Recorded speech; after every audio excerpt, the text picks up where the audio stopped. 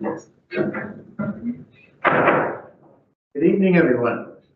I'd like to call this special meeting of council for the town of Petawawa to order for July 20th, 2026.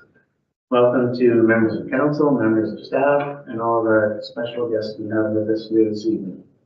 I'll start the meeting off by reading our land acknowledgement.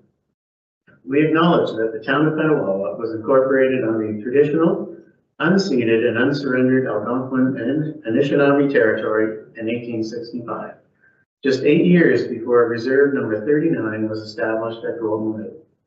We recognize Petawawa's long history, which predates the first arrival of colonists as early as 1613, and its significance to the indigenous peoples who lived and continue to live upon it, and whose spiritual practices are tied to this land. We commit to understanding the profound impact and harm of colonization, honoring indigenous rights, and embracing reconciliation as a core responsibility.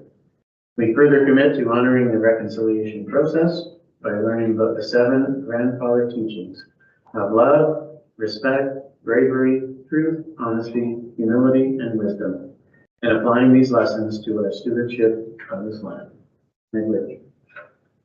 Now I'd ask if everybody in attendance would please stand for a moment of silent reflection.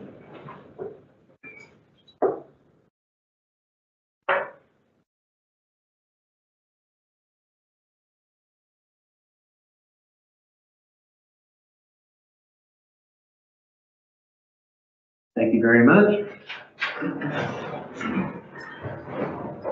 I need a motion to approve this evening's agenda. Moved by Councillor Ruth, seconded by Councillor Coutu, that the agenda for the July 20th, 2026 special meeting of council be adopted as presented. I'll call for the vote. All in favor? It's carried. Are there any disclosures of pecuniary interest on any of the these matters? See none. We have some minutes to approve. Council meeting minutes of July 13th, 2026. I need a motion to approve those minutes. Moved by Deputy Mayor Sabrin, seconded by Councillor Donovan, that the minutes of the regular meeting of council held July 13, 2026 be approved as printed and circulated. Any questions, concerns on the minutes? I'll call for the vote. All in favor? It's carried. Okay, that brings us to our first public meeting. Our first public meeting is a zoning bylaw amendment application. Z195, part of Lot 6, Range C, Airport Road, from rural RU to residential 1 R1, and from rural RU to residential 1 62. So this is a zoning bylaw amendment application that has been submitted by Shelley Clark on behalf of Judith Waito. The amendment is a condition of consent approval for 3 consent applications to create 2 new residential lots and 1 lot addition to an existing residential lot. I'd just like to ask the planner if notice of the public meeting has been confirmed. Notice has been provided as required under the Planning Act. And now I'd like to request the planner to advise if any written comments have been received regarding the application. Responses were received from 3 public bodies. So Enbridge Gas provided their standard response that they didn't object to the application, however reserved the right to amend or remove development conditions. The response also indicated that it did not signify an approval for the site or development. The Renfrew County Joint Transportation Consortium also responded that they had no comments or objections to the amendment. The Department of National Defense emailed wondering about the address on file for the property they own adjacent to the subject land. They stated in the email they were not opposed to the development. No other written comments were received from other public bodies or developers. Thank you. And now could you briefly explain the purpose of the amendment? Okay, so the subject property is approximately 58 acres in size and is presently vacant and forested. The property contains a water course and a wetland, and the subject lands are adjacent to the airport as well as an active aggregate operation. There are 2 components to the proposed zoning amendment. First is to rezone lands to be added to 8 Koha Drive from rural to residential 1. And this will ensure that the entirety of 8 Cohut Drive is in the residential 1 zone. The second part of the zoning amendment is to rezone the 2 new residential lots being created by consent from rural to residential 1, exception 62. And the site-specific exception zone will have a minimum yard depth of 40 meters as recommended by the aggregate impact assessment.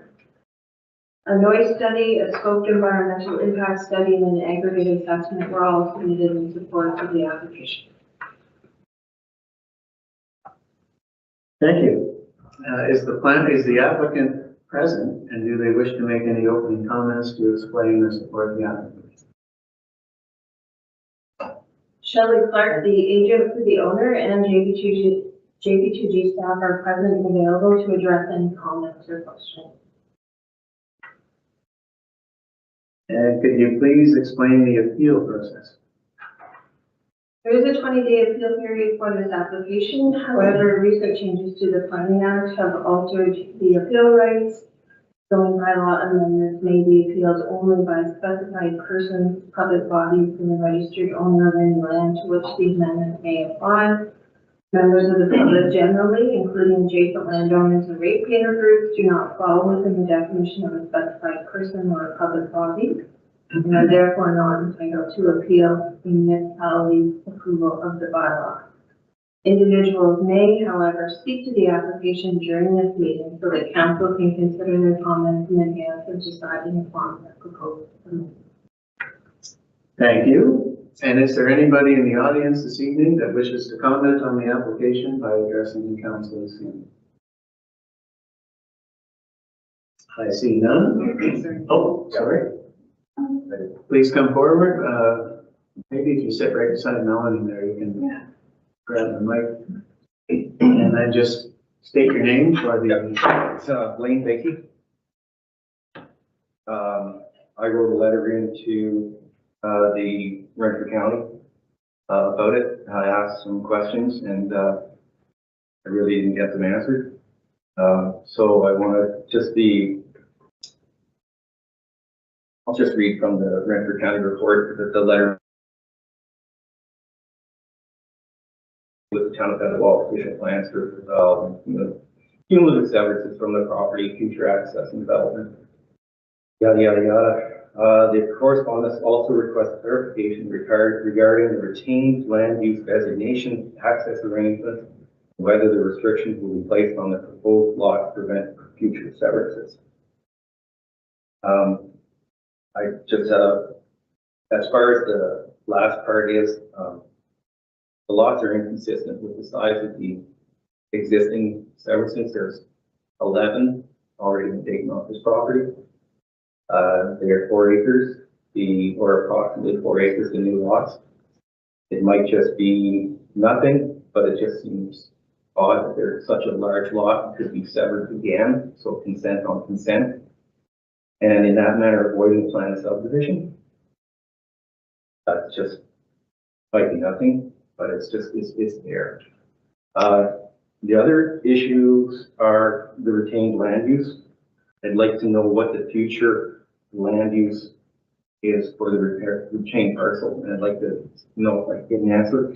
If it's unknown what that is, I'd like to know what the planning department has put in place as contingency to make sure that all land uses are still available to be for that piece of property.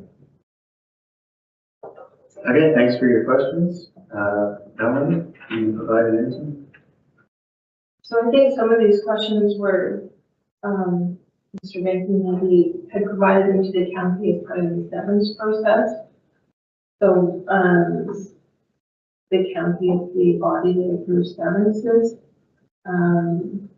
So I'm not sure what the county did with his letter or their responses to them. As far as the future land use of the retained parcel, I'm not sure if the owner can speak to that. Any future land use would be subject to the zoning that's in place on it, which is similar to what these filed. There's some environmental protection, some rural. We did look at it. It would be entitled to a building permit for a house because it is zone rural.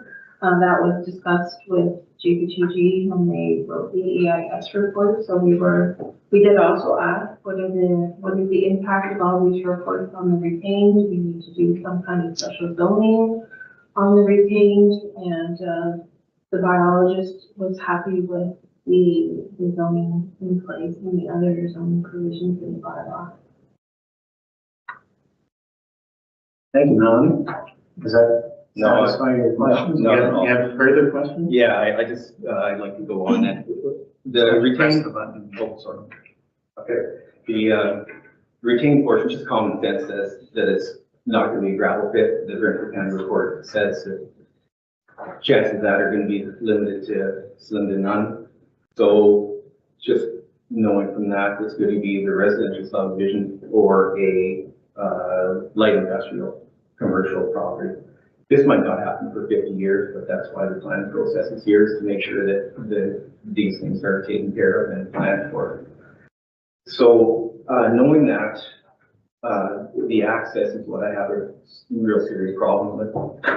There's, from the maps that I see, even though for some reason, the report from the county is wrong, there is no land retained property on Airport Road, even though it says that report is wrong.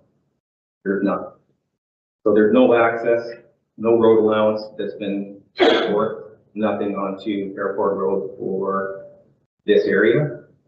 That only means Beeson-Tall Road. Cohut Drive, it also names as being an area that is fronting, that the existing, retained property is fronting on, which is almost entirely EP. So it's essentially useless for any kind of access or road allowance.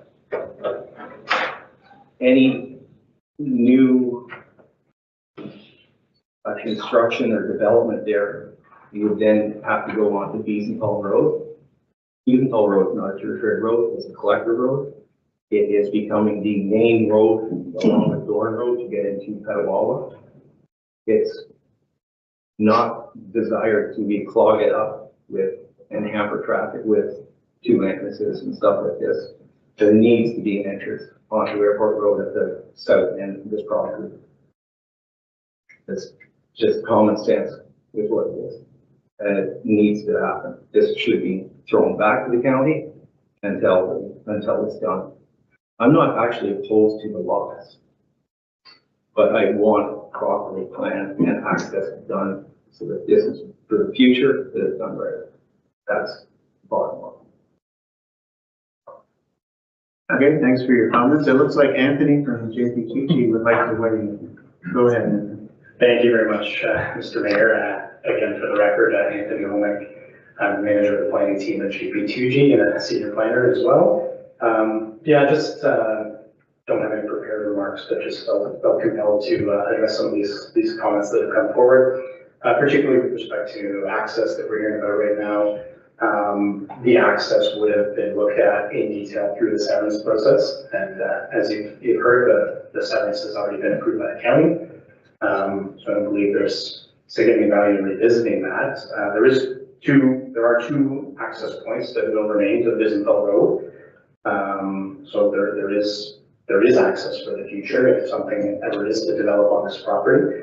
And it's also, I just want to notice there is no plan for the retained lands at this point. It's purely speculative to be guessing what might happen there, but as Ms. Shearer noted, there would be the possibility of building a single house on that property.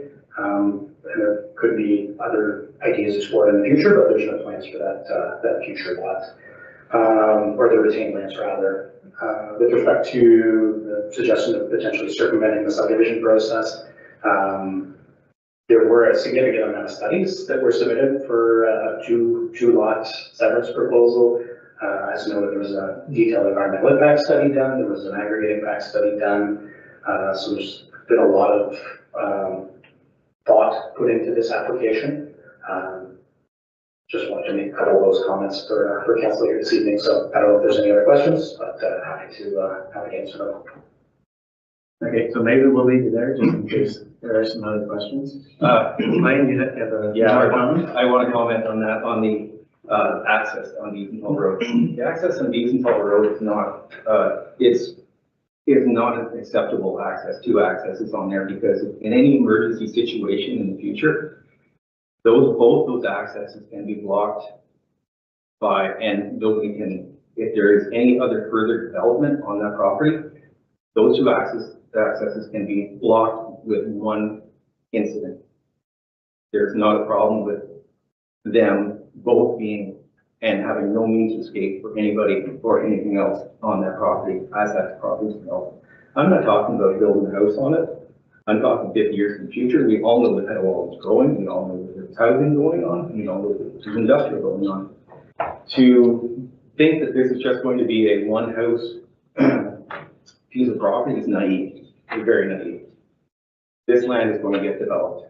It is beside industrial land as it is right now. And it is going to happen. There needs to be access on the south end of this so that there's means of escape for anybody that's working in there or anybody that's living in there when it's residential. Okay, thanks for your comments. Is there anybody else in the audience this evening that would like to come forward with comments or questions? Okay, I don't see anybody. Sorry, Oh. I see something too. Yeah, just state your name for the audience. Shelley Clark. So as Mr. Mackey said, and well, as Anthony has said too, purely speculation, but the family, this property has been in our family since I can remember. All we're trying to do is sever off two acre lots for our children to build on. This rural exception that has been applied for is protecting the land. I don't know how a subdivision could go in with a creek running through it, the wetland, the aggregate. So I think, that is purely speculation, and I think, I'm not sure the planning process that would have to go through with a subdivision because it just doesn't make sense. This creek runs directly through the middle of it, and this is why we're here applying for the zoning application, is so that even though we're getting 4 acres, there's a 4-meter lot limit from the back of the property, so that we cannot build on it, so that we're protecting the environment. So that's basically, the house is going to be in the front acre, and the kids can hopefully play in the back. And that's why we're looking at having this zoning amendment passed. All right, thank you very much for your comments. Is there anybody else in the audience this evening that would like to come forward? Okay, having seen none, I'll open it up for questions from members of council. Deputy Mayor Simon. Thank you, Mr. Mayor. Just with respect to severances, with these ones, are we now at the maximum amount of severances? Yes, we are. In fact, the original proposal was for 6 new lots. We advised to the severance policy, and it was revised to the 2 remaining lots from the holding for the official plan severance policy. Any other questions? Councillor Kajus.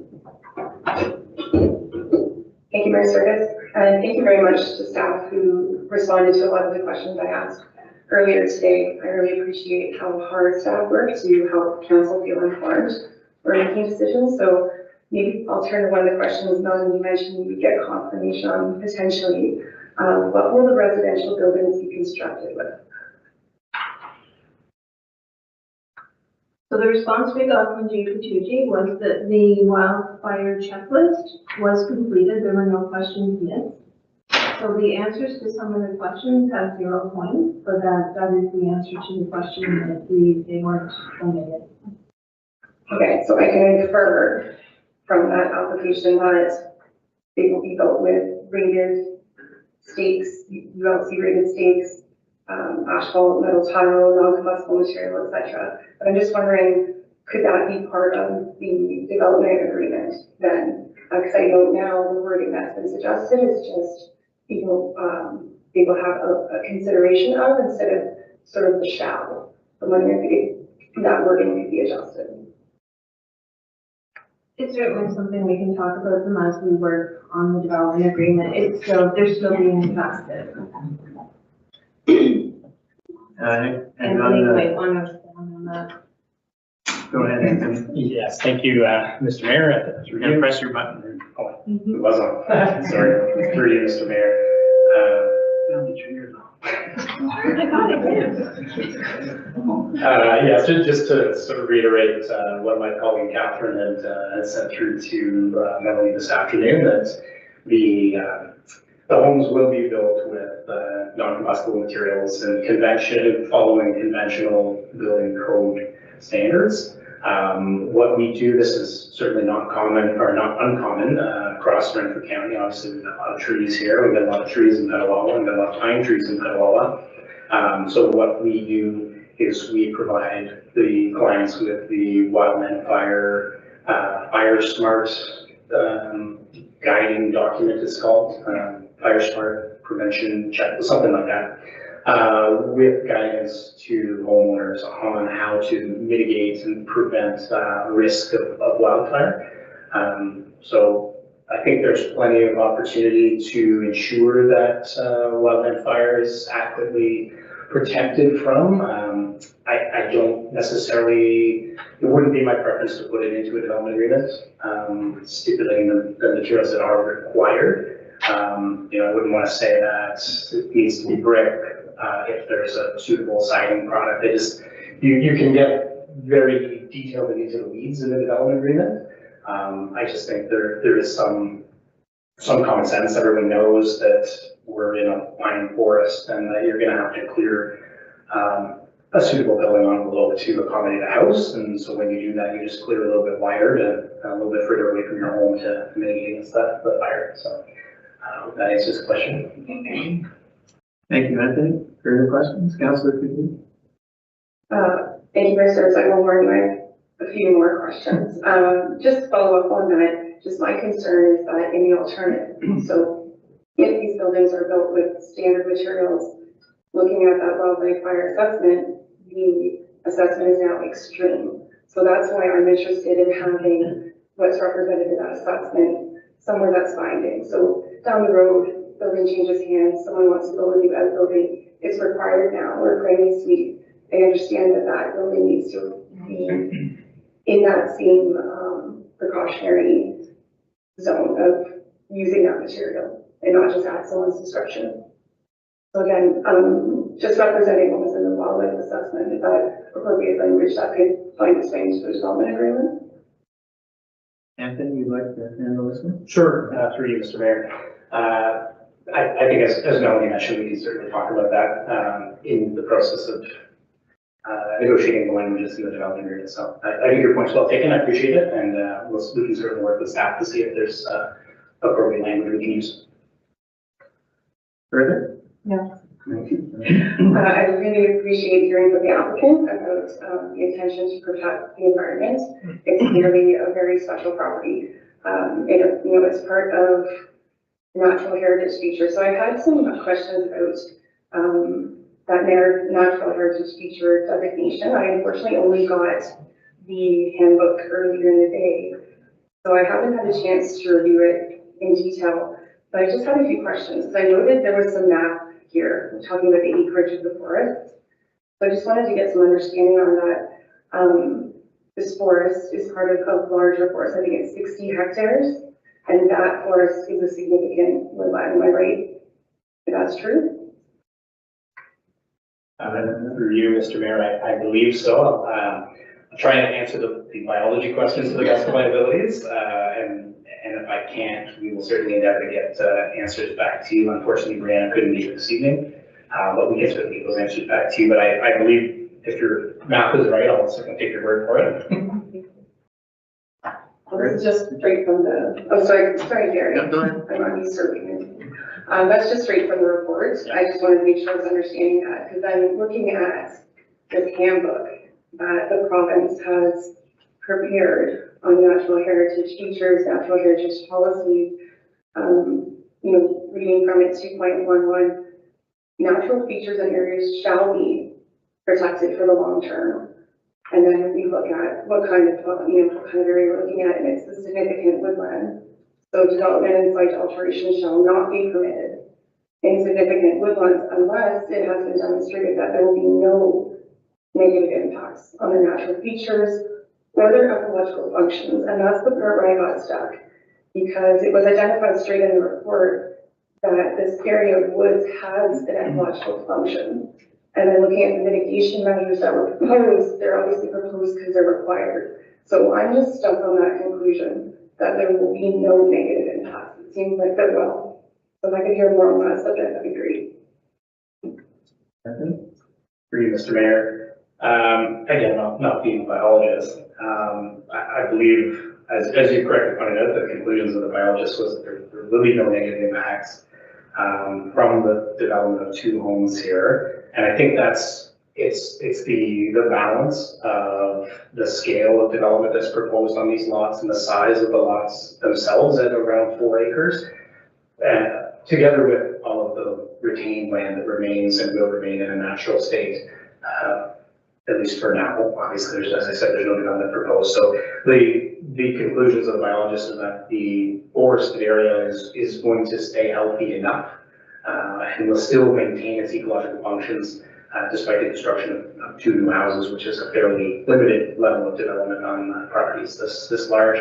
And as Melanie mentioned earlier, we were also recommending to implement a much larger rear yard setback than usual, which is trying to push houses away from the gravel for the pit operations, and also trying to push houses further towards Airport Road to stay further away from the more valuable ecological feature at the end of the retained lands. Council, please. Thank you, Mr. Mayor. I completely appreciate probably pulling you behind your credentials. I'm going to keep going back to policy, right? Because that's what's hanging over all of us here is our official plan, the town's provincial policy statements, and then here this natural heritage system that the province has applied to land all across Ontario. And I'm going to pull down to the general concepts of natural heritage systems. This is in the manual, section 3. The natural heritage system is an ecologically based delineation of nature and natural function, a system of connected or to be connected green and natural spaces, areas that provide ecological functions over a long period of time and enable movement of species. So we're looking at corridors. So my concern is chipping away at these corridors. You know, we don't lose the forest all at once. We lose it piece by piece. And when it comes to, you know, making sure that we time the work so that birds aren't nesting when they migrate. We need to time the work so that the turtles aren't affected when they lay eggs. That tells me this is an area where this takes place. So we are changing that boundary now of human versus natural in an area where the province has said, to me, at least for my reading, don't. So if you have anything else to say on that, that would help me with these concerns, I'd appreciate it. And Through you, I might just read out the conclusion from the biologist's report. Your points are well taken. However, just not being a biologist, I'm just going to read Brianna's conclusion, which is that there will be minor impacts to the significant woodlands on and adjacent to the proposed separate lot as a result of the development. However, the on-site and adjacent forests will continue to function as significant woodlands post-development, provided these mitigation measures are implemented. And in speaking to Brianna this afternoon, she indicated that the primary linkage is the valley land that is wholly within the retained lands. So that's the major wildlife corridor, is that valley land, which will remain completely untouched. I think I'll leave it at that. go ahead, Councillor. Thank you very much. So my last comment will be just where I'm staying now, I wouldn't be interested in a peer review. And this is only because the natural system expands beyond that valley. You know, there's erosion control that the trees provide. There's filtration that they provide. There's a lot that those trees provide to the valley lands. And I do read just these conflicting statements in the report. On one hand, they say it's functionally important. There's going to be an impact, but don't worry about it. And we're told only if there's no impact. So from my perspective, I'm not interested in supporting this as is. I would be interested in a peer review of this report just to get that real opinion that doesn't represent a conflict.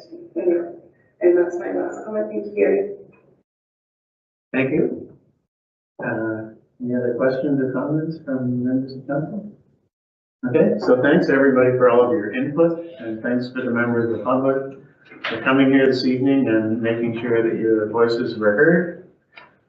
And at this point, I'm going to declare the public meeting closed. Thank you, everybody.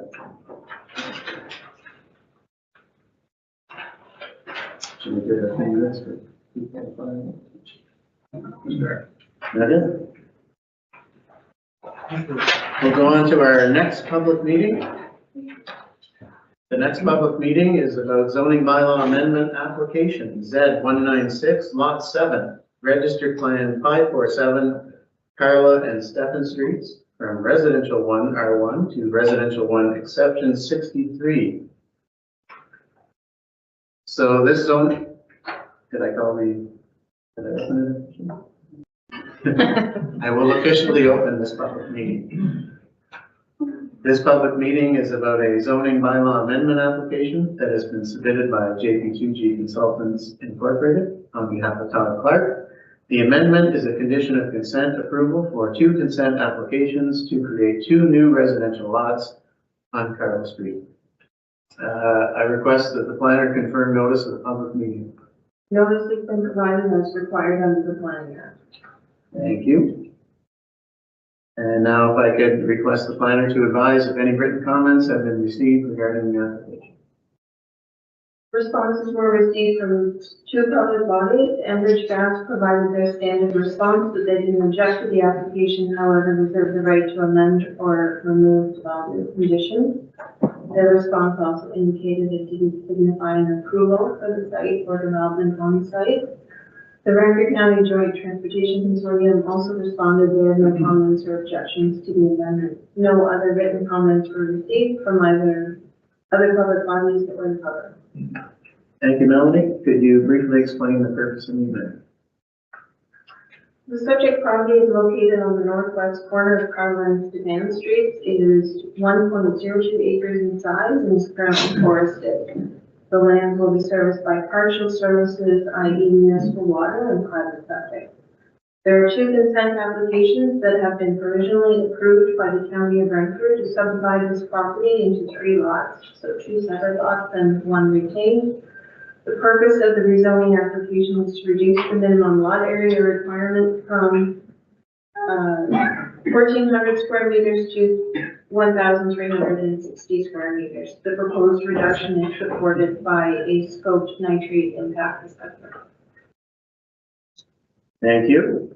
And is the applicant present, and do they wish to make any opening comments or explanations for the application? The applicant is present if they are available to answer any questions or comments. And now could you please explain the appeal process? There is a 20-day appeal period for this application. However, changes to the Planning Act have altered the appeal right. Zoning bylaw amendments can be appealed only by specified persons, public bodies, and the registered owner of any land to which the amendment may apply.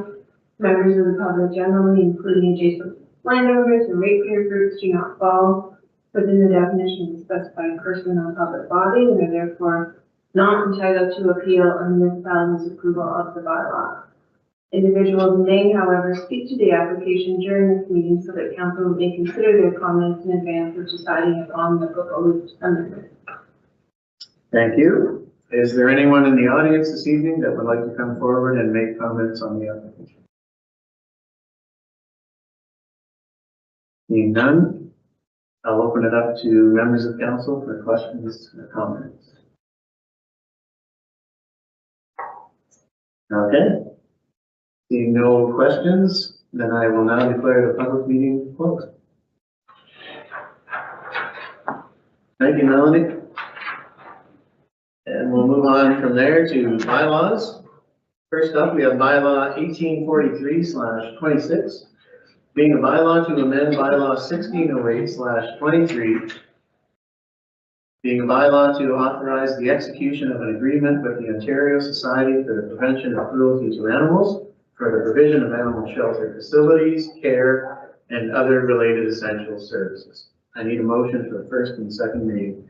Moved by Councillor Root, seconded by Councillor Coutu, that bylaw 1843/26, being a bylaw to amend bylaw 1608/23, being a bylaw to authorize the execution of an agreement with the Ontario Society for the Prevention of Cruelty to Animals for the provision of animal shelter facilities, care, and other related essential services, be read a first and second time. I'll call for the vote. All in favor? It's carried.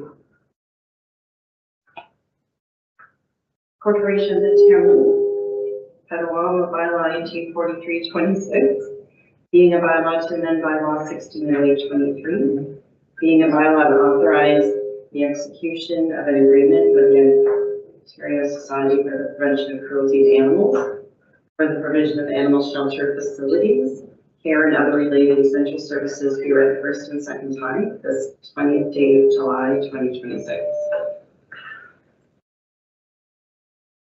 I need a motion for third and final reading of bylaw 1843/26. Moved by Councillor Driscoll, seconded by Councillor Coutu, that bylaw 1843/26 be read a third and final time and passed. Are there any questions, concerns on the bylaw? Then I'll call for the vote. All in favor? It's carried. Let's try this one. Okay, I'll just be loud. Corporation of the Town of Petawawa, bylaw 1843/26, being a bylaw to amend bylaw 1608/23, being a bylaw to authorize the execution of an agreement with the Ontario Society for the Prevention of Cruelty to Animals for the provision of animal shelter facilities, care, and other related essential services, be read a third time and passed. This constitutes third and final reading of bylaw 1843/26, this 20th day of July, 2026. Next, we have bylaw 1844/26, being a bylaw to provide for an exemption from the noise bylaw 368/06. I need a motion for first and second reading of that. Moved by Councillor Root, seconded by Councillor Donovan, that bylaw 1844/26, being a bylaw to provide for an exemption from the noise bylaw 368/06, be read a first and second time. I'll call for the vote. All in favor? It's carried. Corporation of the Town of Petawawa, bylaw 1844/26, being a bylaw to provide for an exemption from the noise bylaw 368/06, be read a first and second time this 20th day of July, 2026. I need a motion for third and final reading of bylaw 1844/26. Moved by Deputy Mayor Sabrin, seconded by Councillor Driscoll, that bylaw 1844/26 be read a third and final time and passed. Are there any questions, comments, concerns? Then I'll call for the vote. All in favor? That's carried. Corporation of the Town of Petawawa, bylaw 1844/26, being a bylaw to provide for an exemption from the noise bylaw 368/06, be read a third time and passed. This constitutes third and final reading of bylaw 1844/26, this 20th day of July, 2026.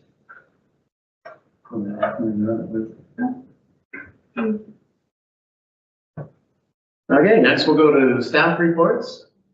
We have PL-17-2026, official plan amendment 26, paragraph OPA 26, part of lot 11, Lake Range 347, Goodsman Road. Melanie, it's your report. Okay, so this is a bit of a longer report, so bear with us as we go through the details. An official plan amendment application has been submitted to redesignate the property known as 347 Goodsman Road from rural to rural exception 1. The proposed site-specific exception would increase the number of lots permitted to be created by consent from the original holding, from 3 to 5. 3 lots have already been created from the holding. The amendment would permit the creation of 2 additional lots by consent. So a little bit of a description of the site. The property is about 4.5 hectares in size. It fronts along Ruthven Road and has water frontage along the Ottawa River. Close to the Ottawa River, there is a single detached dwelling and several outbuildings. The subject lands are located outside of the town settlement area and are serviced by private well and septic systems. The area is a mix of residential, forested, and vacant lands along Goodsmith Road. So one of the proponents' stated goal of the application is to provide legal access to a nearby landlocked parcel. Specifically, the applicant is seeking to add a portion of the subject lands to the abutting lot at 221 Goodsmith Road by a lot addition. Now, without a map in front of you, it's hard to envision this property, but it's very complex. To the north of this property, there is an existing property with a very odd configuration. There's a thin strip of land, and then that leads further to the north to another larger piece of land that is landlocked. It doesn't have any public road frontage. So one of the goals of this application was to add some road frontage to this intervening property so that eventually that property owner could provide some access to the landlocked parcel. The intervening property, known as 221 Goodsman, and the landlocked parcel are owned by the same people. However, the proposed lot addition in the location that is proposed would have the effect of severing the subject land into two. So it would, by creating a lot addition and adding land to 221 Goodsman Road, it actually creates a lot to the left of the proposed lot addition. And the proponent is further proposing to subdivide that in half, so to create two new lots. The subject lands have already reached the maximum number of severances permitted by the official plan. So 3 new lots were created by the applicant back in 2021 was when they were applied for, 2023 was when they were granted by the county. So the maximum number of severances for this holding is 3, and that's already been reached. Amendment would not be required if the proponent was only seeking a lot addition that didn't create new lots. So looking at the provincial planning statement, council's decision, of course, on any planning application has to be consistent with the provincial planning statement. And staff has determined that the proposed official plan amendment is not consistent with the PPS for these reasons. So chapter 2 of the provincial planning policy statement has policies on building homes and sustaining strong and competitive communities. There's a number of policies that have to be considered about creating all housing options or a mix of housing options. Residential lot creation is permitted on rural lands, provided the lots can be appropriately serviced. Despite rural lot creation being permitted, most growth is to be focused in established settlement areas. And development that occurs in rural areas should build upon rural character and should leverage rural amenities. So the proposed amendment does provide housing options for the town. It would provide 2 new residential lots. But it also expands upon the growth that is permitted beyond the settlement area. And a limit on rural lot creation is required to ensure that the settlement area remains the focus of growth and development. Permitting the established limit to be exceeded even in an incremental fashion can result in cumulative impact on the town's future growth and development and rural character. So the logic used in the planning justification report to justify the proposed official plan amendment could be applied throughout the town's rural area. So in the PJR, it talks about how it completes the development potential of the property, and it's not large enough to be a planned subdivision. And that same situation applies in many circumstances across the town. So if the town's limit on rural lot creation is not upheld now, the main concern of staff with this application is that it sets a precedent for similar OBAs. Additionally, the continuation of development in the established strip-like form along Goodsman Road will not enhance the rural character of the town. So for these reasons, it's the opinion of town staff that the proposed amendment is not consistent with that chapter of the provincial plan statement. Other chapters of the PPS are upheld. Chapter 3 talks about infrastructure and facilities, HUD service lots. It does permit the use of private well and septic, provided the site conditions are suitable. A hydrogeological assessment is required to demonstrate that long-term suitability of the private services, and that assessment wasn't included with the official plan amendment, but is noted in the study that should this official plan amendment go forward, they would complete it during the severance process. Likewise, Chapter 4 of the provincial planning statement has policies on the land's use and management of resources. It gets into development and site alteration in significant woodlands, and archaeological potential. Again, studies would be required on this property in order for any kind of severance to go forward, to study the impact on the wetland and to assess whether an archaeological assessment would be required. Turning to the official plan, the lands are designated rural and environmental protection, although the environmental protection area is a very small portion of the subject lands along the Ottawa River and not where these lots would be proposed. Most of the subject lands are within the Ottawa River floodplain, and a portion of the subject lands contains significant woodland. Although the significant woodland appears to be contained within the proposed retained lands. So looking at some official plan policies, sections 5 and 19 of the official plan are the rural and land division policies. So the rural designation permits low density residential, however, rural character is to be preserved. Further ribbon development along public roads is prohibited, and low density development is to occur by severance subject to the land division policy. So when we turn to the land division policies, no more than 3 new lots may be created from an original holding. And so that people understand what an original holding is, it's basically what land was owned by a person on January 10th, 1987. So we have to go back, and the county goes back when people apply for severances and look at what was owned on January 10th of 1987 and how many severances have been granted since then. Severances that cause or contribute to ribbon development are expressly not permitted or expressly prohibited.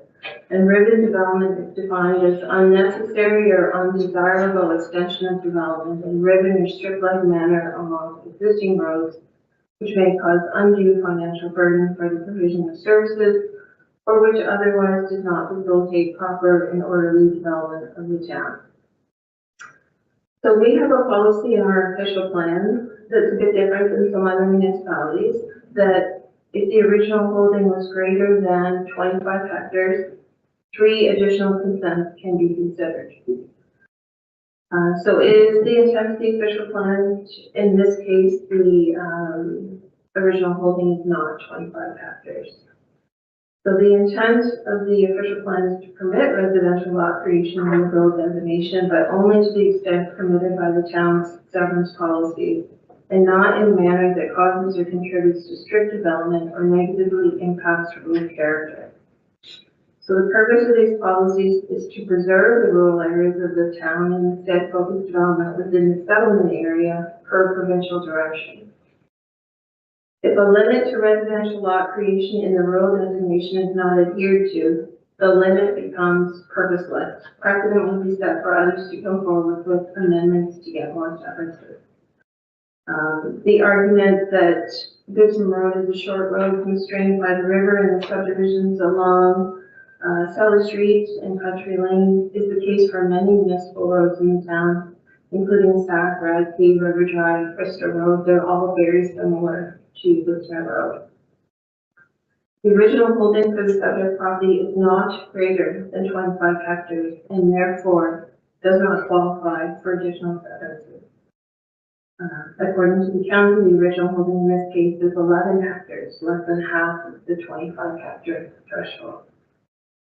Last fall, the applicant submitted a general inquiry to the county of Renfrew proposing 3 lots and a lot addition on the subject land. The county did not recommend that the applications for severance be submitted, and also because of the maximum number of permitted severances had already been reached. And it also cited that the original holding did not meet the size threshold to allow additional lots. So in staff's opinion, in summary, an exemption from the severance policies limiting the number of new lots to be created is not warranted and would set an unfavorable precedent. The number of new lots permitted to be created from the holding is exhausted, and the proposed lot configuration would contribute to further strict development along Goodsman Road, which is expressly prohibited by policy. Access can be provided to the landlocked parcel without creating additional lots. Other policies in the official plan are highlighted in the report. Natural heritage features would require an environmental impact study to assess. Lands within 300 meters of a water body are deemed to have archaeological potential. So many of the proposed new lots were within 300 meters of the river, and archaeological assessment would be required, as I mentioned earlier, a hydrogeological assessment for the private services.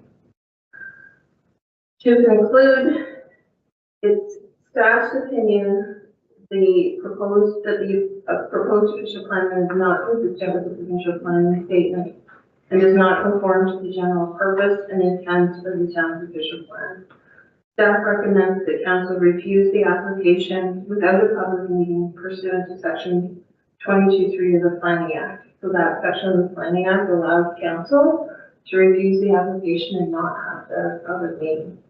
If council wanted to consider the application further, it can direct staff to schedule a public meeting.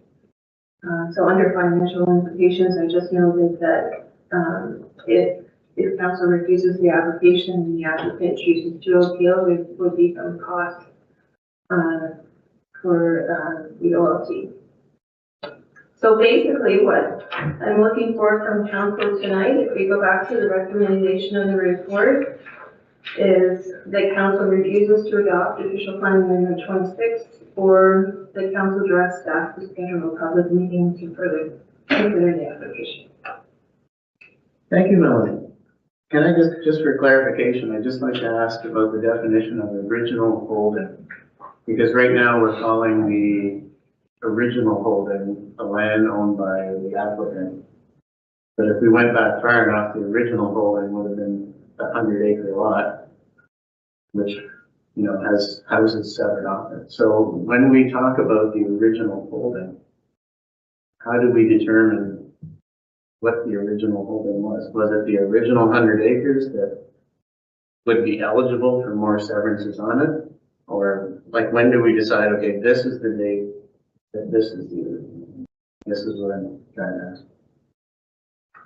So I'm not sure when the date of January 10th, 1987 was determined. When I worked for the county 35 years ago. That was the date. So somebody determined that date at some point in time. So when the county or when we get severances, we go back through the severance history, look at maps and figure out what was owned on January 10th of 1987 and calculate the lots from that point forward. So along Goodsman Road, it's been heavily severed. If you look at the severance history on that lot, and you know, the severances started in the 70s and 80s. So the county, for instance, they use 1971 as the holding. So if we were held to that holding, would be a lot less severances. So to answer your original question, I'm not sure how that date in 1987 was derived, but it has been around for decades. I guess what I'm getting at is I understand the date 1987, but how do we decide? Because originally that was a 100-acre parcel of land, and now there's been so many severances off of it. I'm unsure of why, because some of them might have happened after 1987. So I'm just unsure of why we're saying, okay, now this little piece is beholden to this rule, when originally it was one large 100-acre piece of land that was beholden to that rule of 3/7. And obviously by now, by this date today, there's been way more than 3/7 off that piece of land. It seems like we're applying the rule twice to the same piece of land. Does that make sense? Well, each municipality has an original holding date established in their official plan. The county has one in its official plan. Like I mentioned, I'm not sure how January 10th of 1987 was derived, but we calculate severances from that date. Mhm. So, I mean, from a policy point of view, that's our directive. Figure out what was on that date and calculate how many severances since then. Okay, thanks for that. And I just wondered if you would comment on the fact that the engineering report from JP2G actually recommends that this is an acceptable application. So it wasn't an engineering report, it's a planning justification report. So planners don't always agree with planners. And this is a case where they're representing a client, they presented a case, staff have done our own analysis and don't agree. Okay, thanks for that honest assessment. Deputy Mayor Simon. Thank you, Mr. Mayor. Thank you, Melanie, for your very thorough overview and review, and I'm in complete agreement.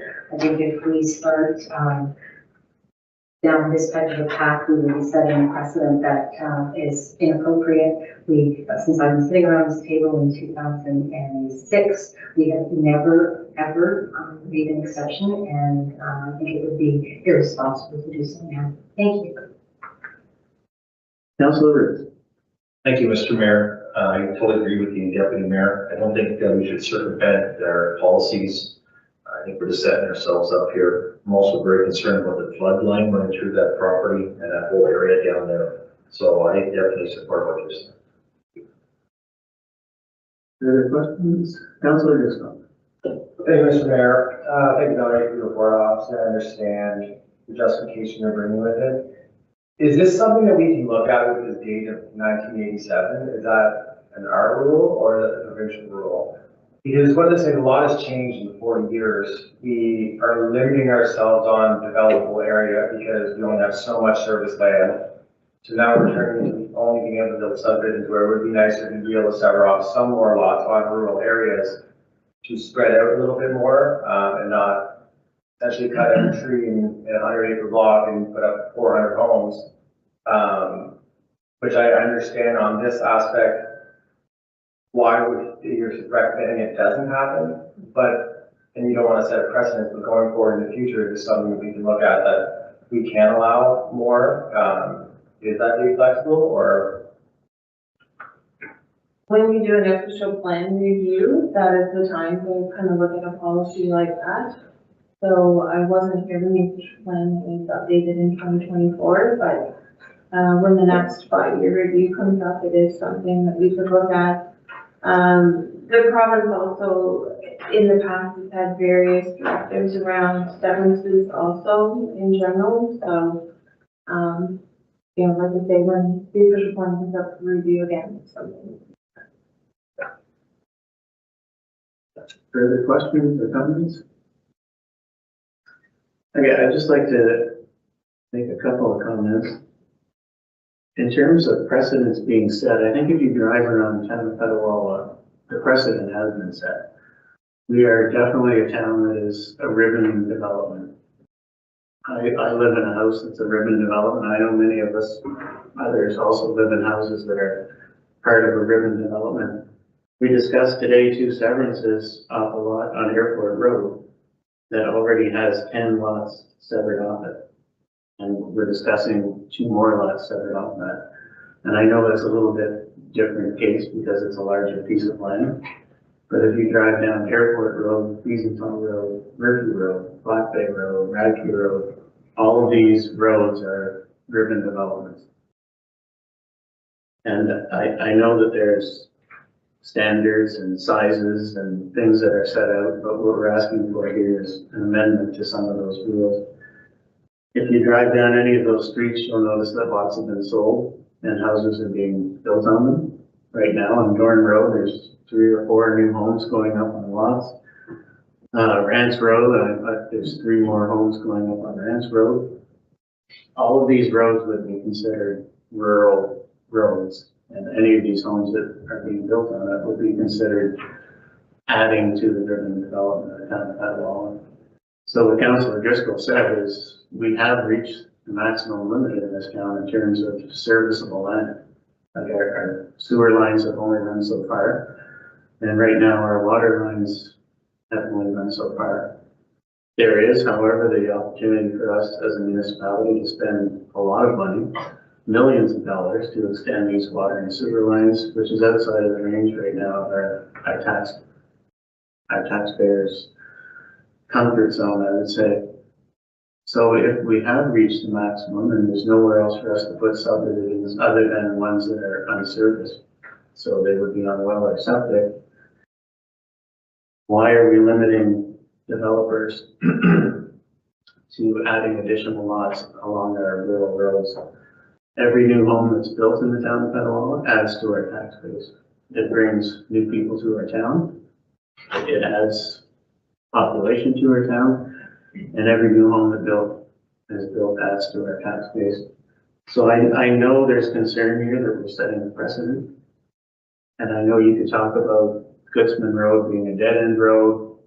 And is 2 more homes down there really going to ruin the rural character of that road at the end of Goodsman Road?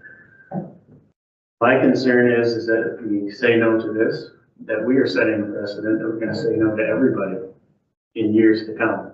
And if we don't extend our water and we don't extend our sewer, where else are people going to build?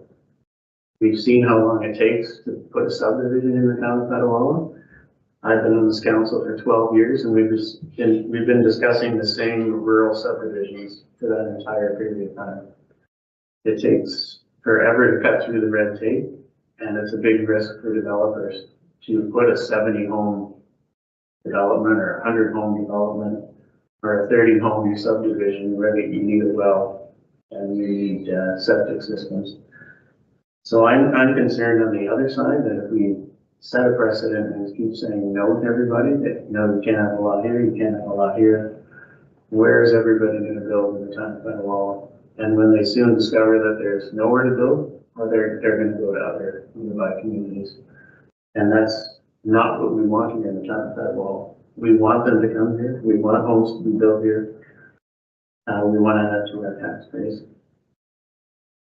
So in terms of an additional 2 lots at the end of a dead-end road, I know it's setting a precedent.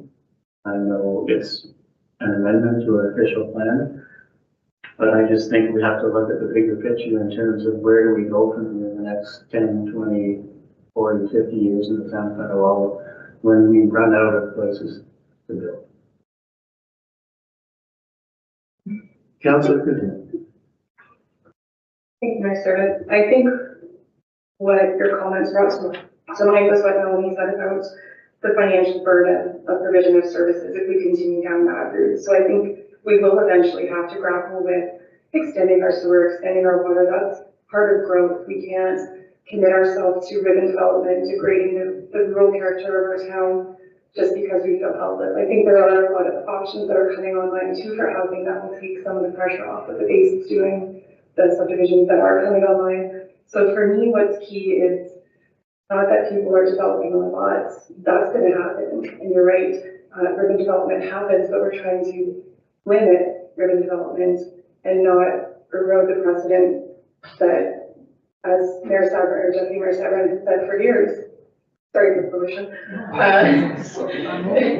I appreciate my fellow councillors who've been around this table for longer than I, and they have that history they can bring to the table, and that makes me even more confident in my perspective, which is this is a no, given that we have said no in the past. Why have we said no in the past? We're going to say yes now. That's the flip side of it. And not eroding that precedent doesn't mean that other people can't develop their lots. Of course they can, but there's just still that limit on severances that will exist And I appreciate Councillor Driscoll's comments. That's definitely something we should look at when we review the official plan, but that should be a sober, careful decision that's made for everyone, not just one ad hoc yes that then has everyone coming and saying, why not me, why not me? So I'm with David's staff on this one, where we don't want to play the game where we're grabbing something in the short term, a house here, a house here, a house there, instead of taking the time to actually grow the town in a planned and careful way that preserves the sustainability of the services we want to offer. That's my perspective.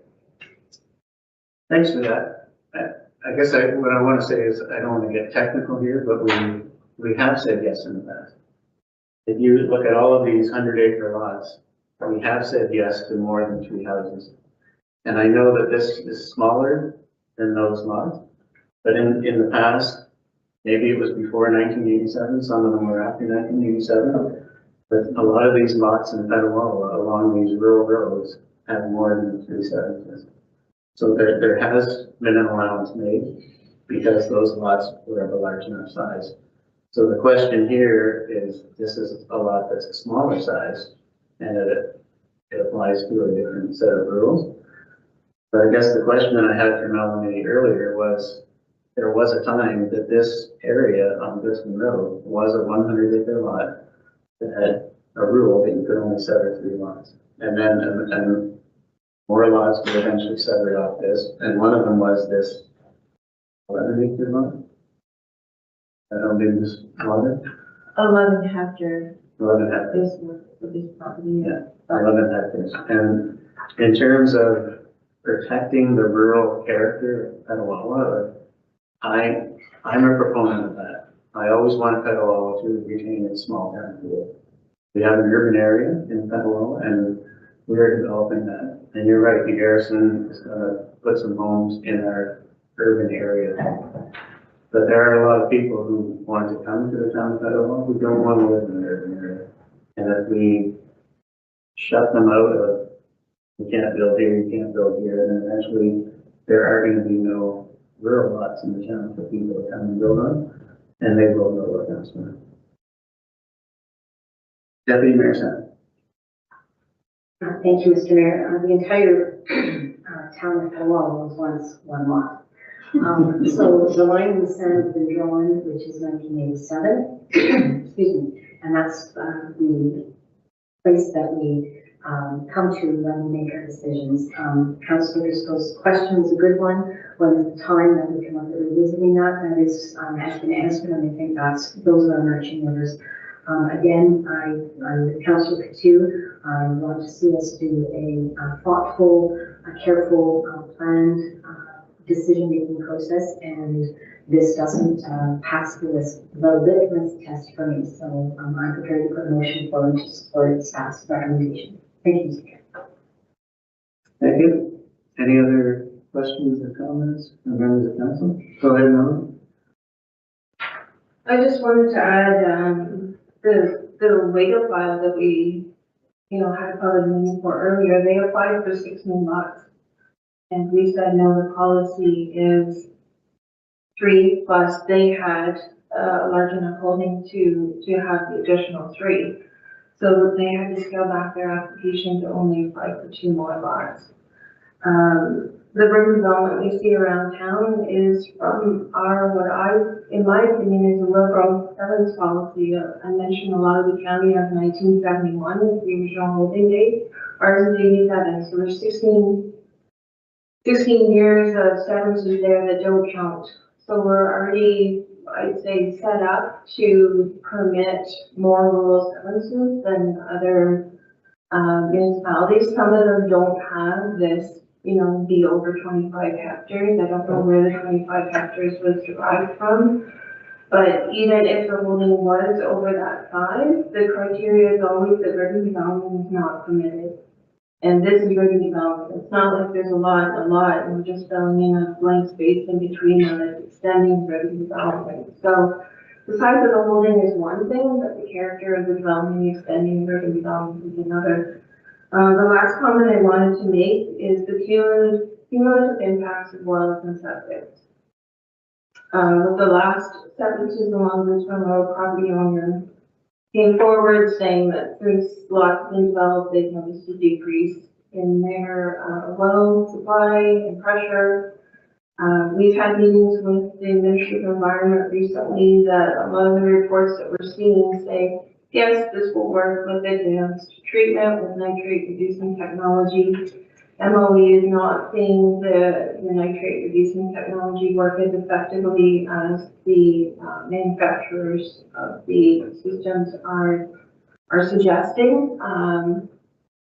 So I just think, there's only so much development that can happen on wells and septics before we start to see an issue, and then that leads to a lot of the lots, our wells or our septics are failing, and then it comes back to that financial burden on the town to do something about it, to extend services or whatnot.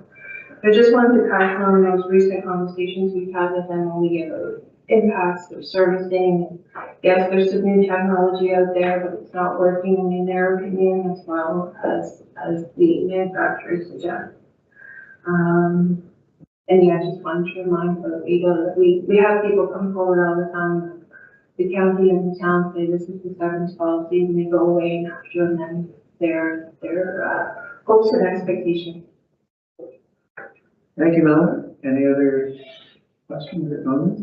Okay, so we have